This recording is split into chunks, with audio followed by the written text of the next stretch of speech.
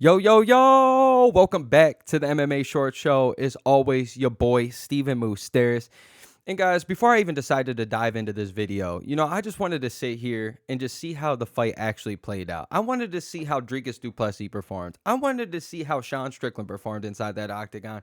Because guess what? As an MMA fan, that's all I give a shit about. That is all I'm here for, is to see how these fighters fight inside the octagon, man. And especially if you guys been watching my videos, I'm a broken record when I say this stuff, but I'm pro fighter over here. The only reason I even make videos, it's not for likes, it's not for views, it's not for subscriptions. I couldn't give a shit less about that stuff. I am strictly just here talking about my favorite fighters who I truly believe, and these athletes that I truly believe deserve to get paid more than these NBA players, these MLB players, these NFL players who I truly believe should have the same superstardom as these guys, but just not quite yet there yet. But what these guys sacrifice in, year out, month in, month out, the way they run from their families to train, all these things that these guys put on the table for them to not even get paid and whatnot, it's the only reason I do this stuff. So I couldn't be any happier to go over today's video sent in by my boy Passion for Flashing. And it's strictly just going over the whole Sean Strickland, versus the whole woke reporter thing that happened this weekend. And I'm sure most of you guys have seen it or heard it, but if you guys haven't, let me play the clip real quick for you. We've got a pretty supportive gay and lesbian community in this city. I did want to ask you about something you wrote a couple of years ago. You said, if I had a gay son, I would think I'd... Oh, look, another of these. I'm saying in the swamp. But I did want to ask also things you said about the trans community. You said this past October when they announced the Bud Light sponsorship that you'd go so hard on Bud Light in your next fight, they'll have to accept me or denounce me when they know what, and will know what they stand for. Are you? This guy's like, hey, this Canadian's not that Canadian. Are you still going to use your fight time to kind of speak on that? Here. Now, I think the thing that pisses me off the absolute most about this entire thing is, how does that reporter even have media credentials for the UFC, for MMA? Where was a single question about the fight? Where was the single question about your opponent or what you've been doing differently in training to maybe get ready for this opponent? How do you think this fight's going to go? Not a single question about the fight or training or anything to do with his profession. It has to do with some bullshit that this is why I hate media. This is why I hate TV. This is why I hate reporters nowadays. What the fuck is that, man? Who gives a flying fuck of what these guys do? And the thing that makes me the most pissed off is it takes Sean Strickland to win a damn belt for people to even start realizing what this guy's been saying. If we've been watching the sport as long as any of us have, you guys would know this man's been saying the same shit for 7 years now, 6 years now. He's been outspoken forever. This man, now that he finally gets some media on him because he's a champion, now it's all such a big deal. Like, who gives a fuck? And shouts out to Sean Strickland. I may not agree with a lot of the stuff that he may say. I might not agree with anything, but the one thing that I absolutely respect the guy for is how he doesn't change and he stays the same and he stays to what he believes in. That's the greatest thing about being a human being, is to truly be able to do whatever you want. Your freedom of speech, your free willed, your free thinking, everything, man. You can say whatever you truly feel, man. As long as you're not hurting people physically, hurting kids, hurting other people, then you're good, man. Who gives a shit? We all are entitled to believe what we want or to do what we want. We all grow up differently. And this is where you got to feel bad for MMA athletes and these fighters, man. They only have one chance to get out of wherever their circumstance is for the most part, and they choose fighting or they find fighting. And these guys grow their entire lives as absolute nobodies. Nobody cares about what they say. They can go have fun with their friends, crack jokes, text in group chats, things that would probably get the average person arrested. And then once they finally start getting to the damn thing, they make it to the UFC, they start winning a few in a row, and then all of a sudden they become a champion and the spotlight's on them. And then now they got to be that same person that they've been for 30 years, 30 plus years, 20 something years. And then all of a sudden have spotlight on you and have all these people picking apart of what you say and critique what you say. Like, it's going to be a lose-lose regardless. If 95% of you that watch this video, if you guys are absolutely nobodies like I am, say you go on 30 something years of your life, never, becoming champion. Nobody ever really cares about what you say. And then all of a sudden you've reached success and you got these cameras in your face and everything. I guarantee most of you are probably going to get hit by cancel culture, or most of you are going to say some stuff that, oh, guess what? 60% or 40% or 30% or 10% of the internet doesn't agree with, and they're going to pick you apart. I'm an absolutely nobody on here, and I got people picking me apart for things I say on here.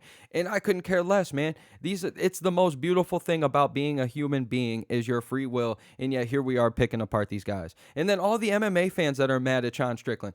Guys, you know how many champs that we have watched struggle to try to find some sort of personality when it comes to, the media and everything? People absolutely hated John Jones for going from this, this guy that's super religious and loves God and everything to all of a sudden you see that he's a diabolical killer in that octagon and outside of it as well, and then people hated him. Kamaru Usman tried to kind of fake it a little bit there. You can name so many people outside of Conor McGregor, even a guy like Chael Sonnen, who I love Chael P. Uncle Chael, you're the man. But like when it comes to, him, he was a little fake. He had to fake it a little bit to become famous. So these are the things. We hate people that sit there and don't act genuine, but then now we finally have a genuine guy that, might say some wild stuff, and all of a sudden he's getting picked apart. Like, shouts out to Sean Strickland for sticking up for who he is. Shouts out to all these people sticking up for who you are.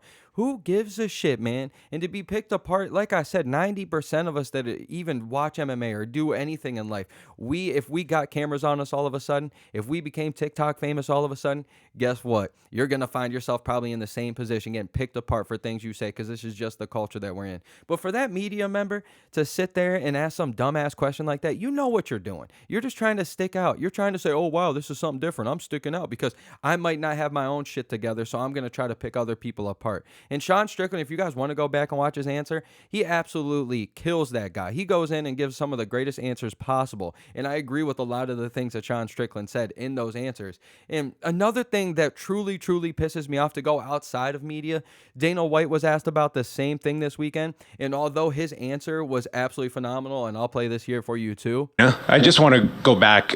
You were talking about, like, you obviously give a long leash to your fighters about, what they can say when they are up there with a UFC microphone, and you are getting into territory of homophobia, transphobia. Like, is there... I don't give anybody a leash. Well, I'm saying you... A leash? like... Free speech. And control what people say. Gonna tell people what to believe. Gonna tell people... I don't fucking tell any other human being what to say, what to think, and there's no leashes on any of them. What is your question? And although I absolutely love what Dana White just said, the thing that pisses me off the most about the Dana White thing is, do they really have freedom of speech? Can you really? Because guess what? In 2013, you suspended Nate Diaz for calling somebody a fag on Twitter. And it was a fellow fighter. And he gets suspended. Like, it's the contradiction, man. Like, maybe now that you guys are finally famous and everything, and you guys are finally big and everything as an organization, maybe you guys don't care now, but you guys did care when you were trying to become famous and trying to get the views out there and trying to become an actual sport and a legitimized sport. So even that's contradicting. Like, this whole thing, who gives a flying fuck about what any of us say out there? Who gives a shit? It all comes down to performances when it comes to athletes, or when it comes to actors and everything. It comes down to how they did in their roles, or whatever it may be. It comes down to your profession. Who gives a flying shit? We all can say whatever we want. So for us to pick somebody apart could never be me. Could never be me. So I appreciate you, Passion for Flashing, for asking me this, man. And truly, it's one of those ones that, it is probably too sensitive, but I'm one of the most insensitive dudes that's ever been out there. And I'm not going to get into my beliefs and whatnot, because who gives a shit about that? But that's the same thing goes for everybody else. That reporter, dude, you have every right to believe what you believe, but let's put this out there and let's kind of think, okay, I'm at an MMA event. I'm at an MMA freaking reporting thing right now. I'm about to ask MMA questions. I'm not about to bring my own personal beliefs into this bullshit and try to sign up somebody who you already know is outspoken, sign them up for failure. Like, that is the shit that it pisses me off. And again, how is he even in here? How is that man, how does he even get credentials for an MMA? There's no way that this man doesn't do this anywhere else he goes. Like, I'm not even going to look the guy up. I'm not even going to give him the time of day. I don't even know his name. But the fact that this guy can get credentials on there, like, come on now. You know how many people are out here like myself, or like 50,000 other people out here that love this sport so much that would keep respect in there and actually would ask Sean Strickland a great question when it comes to his career or comes to the actual fight? Like, come on now, man. That shit pisses me the fuck off.